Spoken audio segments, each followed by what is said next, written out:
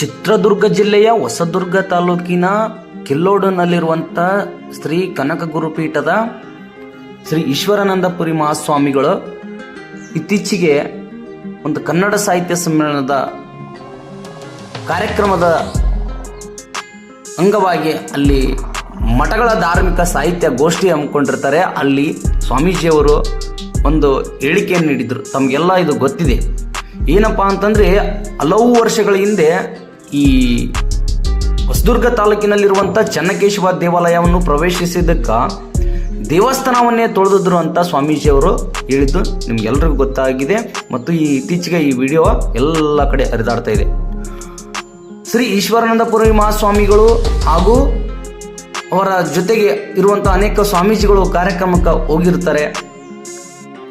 ಇಂಥ ಸಮಯದಲ್ಲಿ ಕುರುಬ ಸಮುದಾಯದ ಒಬ್ಬ ಸ್ವಾಮೀಜಿ ಇಲ್ಲಿ ಬಂದಿದ್ದಾರೆ ಅಂತೇಳಿ ನನಗೆ ದೇವಸ್ಥಾನದ ಒಳಗಡೆ ಬಿಟ್ಟಿರ್ಲಿಕ್ಕೆ ಇಲ್ಲೋ ಏನೋ ಅಂತ ಅವರು ವಿಷಾದವನ್ನು ವ್ಯಕ್ತಪಡಿಸಿರೋದು ತುಂಬ ನೋವಿನ ಸಂಗತಿ. ಏಕೆಂತಂದರೆ ಮಠಾಧೀಶರಿಗೂ ಕೂಡ ಈ ಅಸಮಾನತೆಯ ಸೋಂಕು ತಗುಲುತ್ತಿರೋದು ಅತ್ಯಂತ ಬೇಸರದ ಸಂಗತಿ ಅಂತ ಶ್ರೀ ಈಶ್ವರಾನಂದಪುರಿ ಸ್ವಾಮೀಜಿಯವರು ವಿಷಾದ ವ್ಯಕ್ತಪಡಿಸಿದ್ದಾರೆ.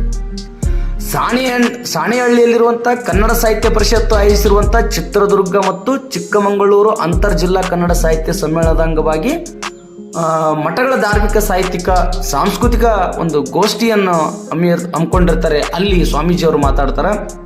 ಆ ದೇವಾಲಯ ಮುಜರಾಯಿ ಇಲಾಖೆ ಸೇರಿದ್ದು ಅಂತ ಮೊದಲೇ ನಮ್ಗೆ ಗೊತ್ತಿತ್ತಂದ್ರೆ ಕನಕದಾಸರಂತೆ ಪ್ರತಿಭಟನೆ ಮಾಡಿ ದೇವಾಲಯ ಒಂದು ಪ್ರವೇಶ ಮಾಡ್ತಾ ಇದ್ದೆ, ಆದರೆ ಆ ವಿಷಯ ನಂತರ ತಿಳಿತು ಅಂತ ಹೇಳಿದರು.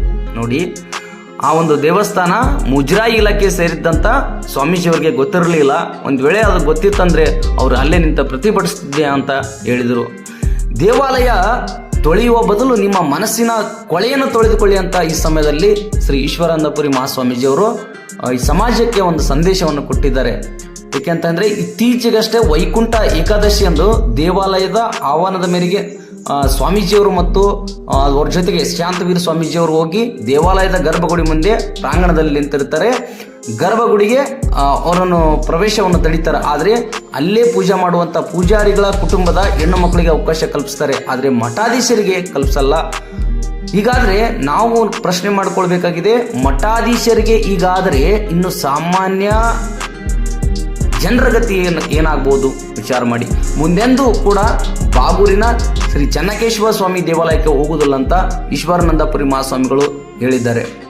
ಬಸವಣ್ಣನವರು ಕೊಟ್ಟಂತ ಇಷ್ಟಲಿಂಗ ಪೂಜೆ ಇಂದು ಅದು ಬೇರೆ ರೀತಿಯಾಗಿ ಜಾತಿಯಾಗಿ ಪರಿವರ್ತನೆ ಆಗ್ತಾ ಇದೆ ಅಂತ ಅವರು ಹೇಳಿಕೆ ಕೊಟ್ಟರು. ಕೆಲವು ಮಠಗಳಲ್ಲಿ ಇನ್ನೂ ಕೂಡ ಅಸಮಾನತೆ ಎದ್ದು ಕಾಣಕತ್ತೈತಿ.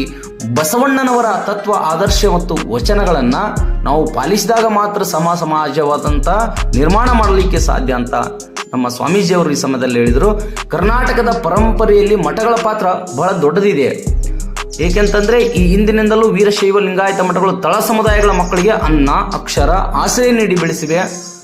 ಆದರೆ ಈ ತರ ಆಗ್ತಿರೋದು ನೋವಿನ ಸಂಗತಿ ಅಂತ ಸ್ವಾಮೀಜಿಯವರು ಹೇಳಿದ್ದಾರೆ.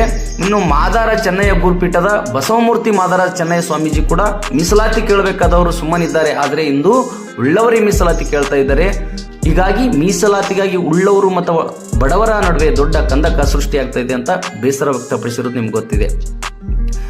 ಶ್ರೀ ಈಶ್ವರಾನಂದಪುರಿ ಸ್ವಾಮೀಜಿಯವರು ನಿಮ್ಗೆ ಗೊತ್ತಿದೆ, ಕನಕ ಗುರುಪೀಠದ ಪೀಠಾಧ್ಯಕ್ಷರು. ಇಲ್ಲಿ ಚಿತ್ರದುರ್ಗ ಜಿಲ್ಲೆಯ ಹೊಸದುರ್ಗ ತಾಲೂಕಿನ ಕಿಲ್ಲೋಡಿನಲ್ಲಿರುವಂಥವ್ರು. ಇವರ ಒಂದು ಹೇಳಿಕೆ ರಾಜ್ಯಾದ್ಯಂತ ಒಂದು ಕುತೂಹಲದಂಥ ವಿಷಯವನ್ನು ಸೃಷ್ಟಿಸಿದೆ.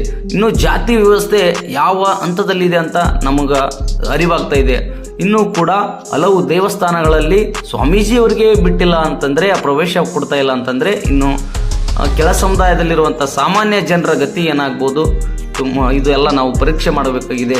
ಆದ್ದರಿಂದ ತಾವೆಲ್ಲ ಕೂಡ ಈ ಜಾತಿ ವ್ಯವಸ್ಥೆಯನ್ನು ವಿರೋಧಿಸುತ್ತಾ ಇದರ ವಿರುದ್ಧ ಹೋರಾಟ ಮಾಡುವ ಒಂದು ಪ್ರೇರಣೆ ತಮ್ಮಲ್ಲಿ ಚಿಮ್ಮಲಿ ಅಂತ ಸ್ವಾಮೀಜಿಯವರು ಈ ಸಮಯದಲ್ಲಿ ಹೇಳಿದ್ದಾರೆ. ಅದಕ್ಕೋಸ್ಕರ ನಾವೆಲ್ಲ ಬದಲಾವಣೆ ಆಗೋಣ. ನಮಸ್ಕಾರ.